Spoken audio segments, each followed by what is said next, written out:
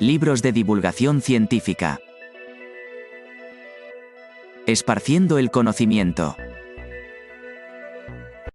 Biografía de Yakov Isidorovich Perelman. Por Patricio Barros y Antonio Bravo. 2001. Yakov Isidorovich Perelman nació el 4 de diciembre de 1882, 22 de noviembre por el calendario viejo, en la ciudad de Bielostok, de la provincia de Grozny, en el actual territorio de Bielorrusia. Bielorrusia, oficialmente República de Belarus y antiguamente llamada Rusia Blanca, es un estado de Europa Oriental que, hasta 1991, formó parte de la Unión de Repúblicas Socialistas Soviéticas, URSS. Limita al norte con Lituania y Letonia, al este con la Federación Rusa, al sur con Ucrania y al oeste con Polonia. Su padre trabajaba de administrativo en una fábrica textil y su madre era profesora de educación primaria. Yakov era el segundo hijo de la familia.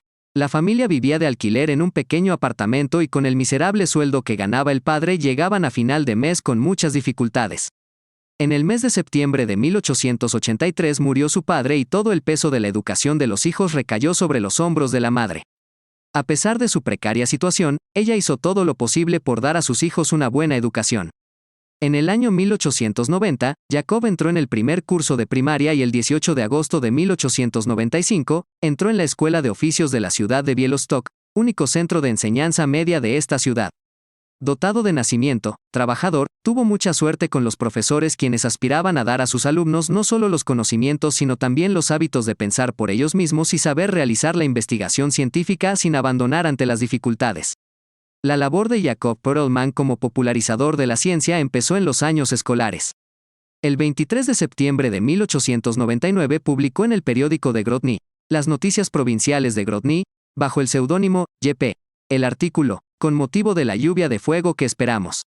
La razón de la aparición de dicha publicación era un rumor propagado en este tiempo sobre la aproximación del fin del mundo. Habían dicho la fecha concreta, el día 1 de noviembre según el calendario viejo. En este día en la Tierra, según las palabras de los oráculos, debería caer una lluvia de estrellas que haría desaparecer todos los seres vivos de la Tierra. Perelman se atrevió a dar explicación a este fenómeno y desmentir los rumores de los oráculos. En forma de conversación desenfadada, junto con sencillos cálculos fáciles de recordar y comparaciones acertadas, Yakov contó a los lectores acerca de la lluvia de asteroides de la Leónidas que con envidiable regularidad regalan a los habitantes de la Tierra un magnífico e inolvidable espectáculo.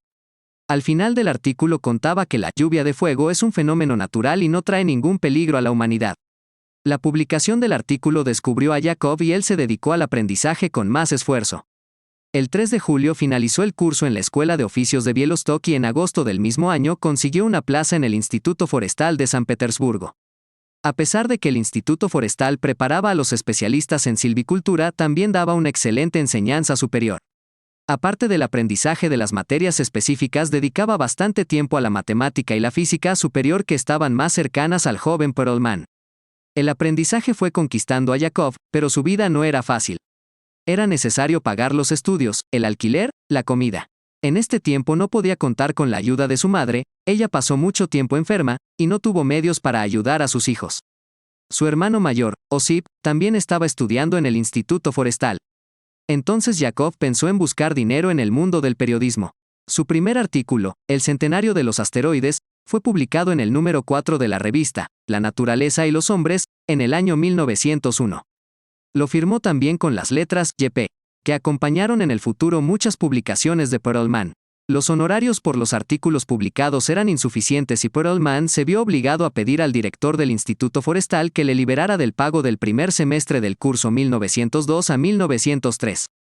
Teniendo en cuenta los magníficos resultados del estudiante, su petición fue aceptada. En el mes de mayo de 1903 murió su madre y al regreso a San Petersburgo del entierro, comenzó a estudiar con más interés todavía. Ahora, como excelente estudiante y huérfano que era, empezó a recibir las becas. En el año 1908, Perelman presentó su proyecto de fin de carrera con el tema, La fábrica de madera de Staraya Rus, su equipamiento y producción. Pasó sus exámenes y el día 22 de enero de 1909 consiguió el diploma de honor, le nombraron silvicultor de primer grado. Pero Yakov nunca trabajó como silvicultor. Sus pensamientos estaban muy lejos de los forestales. Desde los años del instituto él empezó a colaborar con la revista, La naturaleza y los hombres, donde publicó sus artículos de divulgación científica. Al acabar el instituto, Perelman se introdujo tanto en el periodismo que no pudo imaginar otra profesión para su vida. En el año 1904, Perelman siguió sus estudios en el Instituto Forestal, comenzó a trabajar como secretario del editor de la revista La Naturaleza y los Hombres. Al principio los temas de sus publicaciones estuvieron orientados hacia la astronomía. Pero poco a poco el círculo de sus intereses empezó a ampliarse y aparecieron artículos sobre matemáticas, física y técnica. Después de acabar el instituto, Perelman comenzó a colaborar en manera constante con la revista, y no solo escribía los artículos sino que publicaba los artículos de los demás. Así, gracias a él, llegaron al público el trabajo de K. Tsiolkovsky, Sin gravedad, 1914, y Fuera de la Tierra, 1917, con quien comenzó a cartearse desde el año 1913. Esta correspondencia unió a los dos entusiastas del espacio hasta la muerte de Tsiolkovsky. Por la gran cantidad de artículos publicados en la revista Perelman usó muchos seudónimos. El periodista e historiador Grigori Josipovich Mishkevich calculó 11 seudónimos de Yakov Isidorovich Perelman, y Lenoi, y Lesnoi, que significa yo del bosque, y Eleoi, Yp, y Lesnoi, p. Silvestrov, de la palabra latina, del bosque, Sifirkin, de los números, p. Pelman, p. y b. Yo, y Nedimov, sin humo. A diferencia de su hermano mayor que usó Osip Dimov, Osip de humo. En el mes de julio de 1913 se publicó la primera parte del libro de Perelman, Física Recreativa. Este libro tuvo un gran éxito entre los lectores. También los físicos mostraron su interés por este libro. El profesor de física de la Universidad de San Petersburgo, Opes Danilovich X. Bolson, trabó conocimiento con Perelman y descubrió que el libro no fue escrito por un especialista en física sino por un silvicultor. Dijo a Perelman: nosotros tenemos muchos silvicultores, pero hombres que puedan escribir libros de física como usted no hay ninguno. Le aconsejo seguir escribiendo libros como este. A este consejo, Perelman dedicó toda su vida y escribió muchos libros, contando de forma divertida muchas cosas sobre la ciencia. En la revista La Naturaleza y los Hombres, estuvo trabajando durante 17 años y publicó más de 500 artículos y notas. Gracias a él salió al público la colección de relatos y novelas, El Mundo de las Aventuras, publicada como suplemento gratuito de la revista. El primer número de la colección vio la luz en el año 1910 y se publicó hasta el año 1918. En ella se publicaron las obras de Herbert Wells, Arturo Conan Doyle, Edgar Allan Poe y otros escritores extranjeros. También se publicaron obras de autores nacionales. La colección se hizo muy popular entre los lectores. Sin dejar de trabajar en la revista, entre los años 1916 y 1917, Perelman trabajó en la Conferencia Especial del Combustible, donde sugirió la idea de ajustar una hora el horario para ahorrar combustible. Este proyecto vio la luz posteriormente en todo el territorio de la Rusia soviética. En el año 1915 se produjo un importante cambio en la vida privada de Yakov Perelman. Estando de vacaciones conoció a una joven doctora llamada Anna Davidovna Kaminskaya. Pronto se casaron y alquilaron un apartamento en el número 2 de la calle Plutalova. Desde este momento Perelman hizo referencia a esta dirección en todos sus libros. A la popularización de la ciencia se dedicaron muchos escritores antes que Perelman, pero solo él llegó tan alto en esta labor. Bastante bien caracterizó a Yakov Isidorovich, nuestro espléndido científico creador de los motores de los cohetes cósmicos, Valentin Petrovich Glosko, llamando a Yakov el cantante de las matemáticas, el cantautor de la física, el poeta de la astronomía y heraldo del espacio. Perelman creó su propia metodología, la que le permitió no solo dar a los lectores los conocimientos de los factores de la ciencia recreativa, sino también fundar un nuevo tipo de materiales didácticos, graciosos y educativos al mismo tiempo, accesibles a millones de personas. Después de la Revolución de Octubre y el cierre de la revista La Naturaleza y los Hombres, Perelman dedicó su tiempo a la enseñanza y la ciencia. En febrero de 1918 empezó a trabajar como inspector del Comisariato Nacional de Educación de la Rusia soviética. Elaboró nuevo material educativo y programas para los cursos de física, matemáticas, astronomía, y al mismo tiempo enseñaba estas asignaturas en distintos centros educativos. En este tiempo se le ocurrió fundar la primera revista de divulgación científica soviética, ya que todas las editoriales habían sido cerradas después de la revolución. La idea recibió el apoyo del gobierno y en la primavera de 1919 salió a la luz la revista En el Taller de la Naturaleza. Esta revista fue redactada por Perelman hasta el año 1929. Con esta revista colaboraron insignes científicos como K. Tsiolkovsky, A. Fersman, M. Piotrovsky, N. Rimin y muchos más. Perelman colaboró con muchas casas editoriales.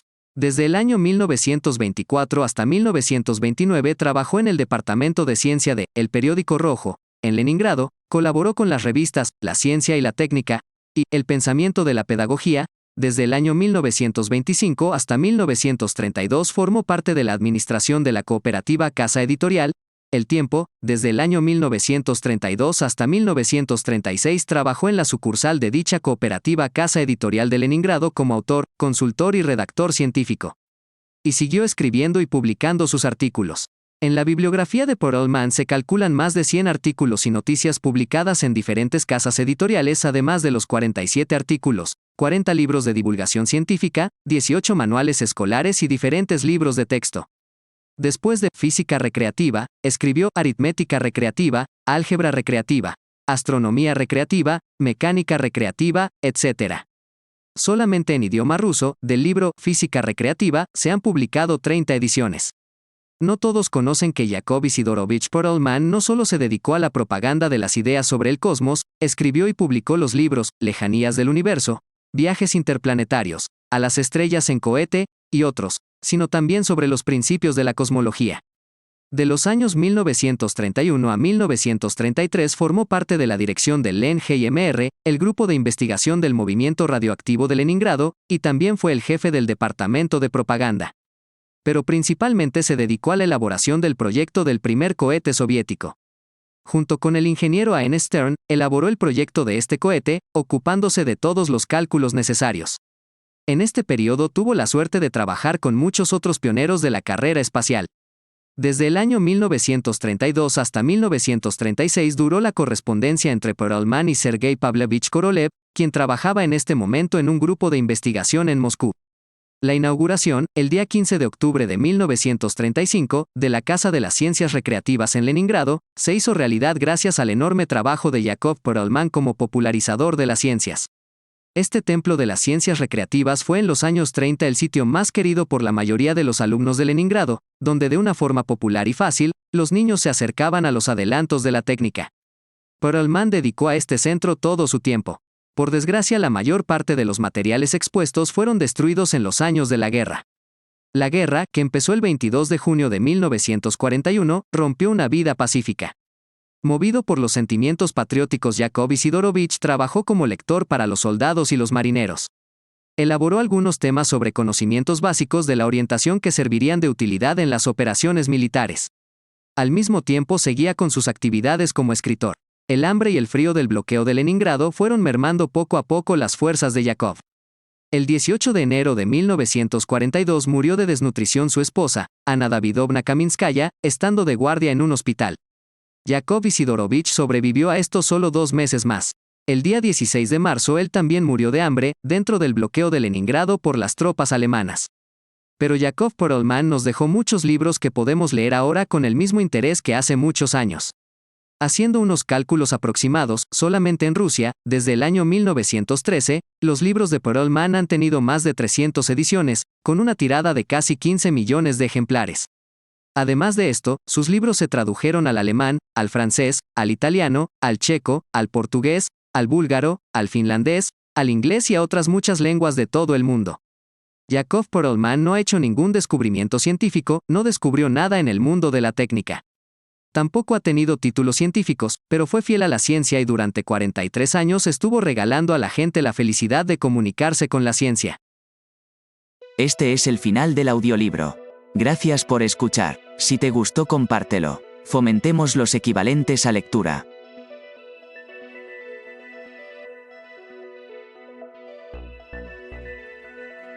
En la descripción del vídeo puedes encontrar la fuente original del texto.